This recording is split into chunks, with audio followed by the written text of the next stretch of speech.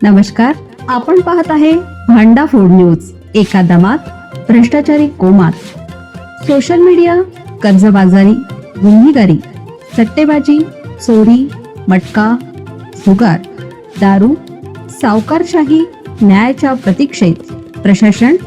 भांडाफोड news, एका दमात भ्रष्टाचारी कोमात। मल्लेवाडीत विवाहितेकडून 2.25 लाखाचा गंडा।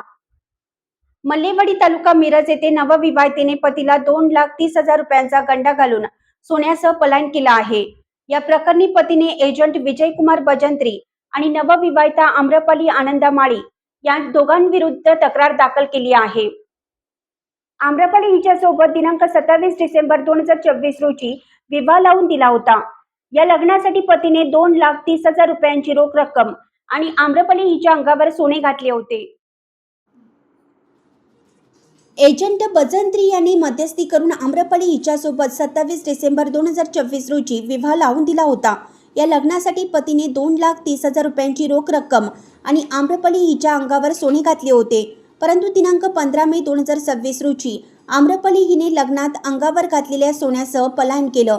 दरम्यान सोने आणि लग्नात दिलेली रक्कम 2,30,000ची फसवणूक केल्याप्रकरणी रोहित भोर यांनी दोघांविरुद्ध मिरज ग्रामीण पोलीस ठाण्यात फिर्याद दिली आहे।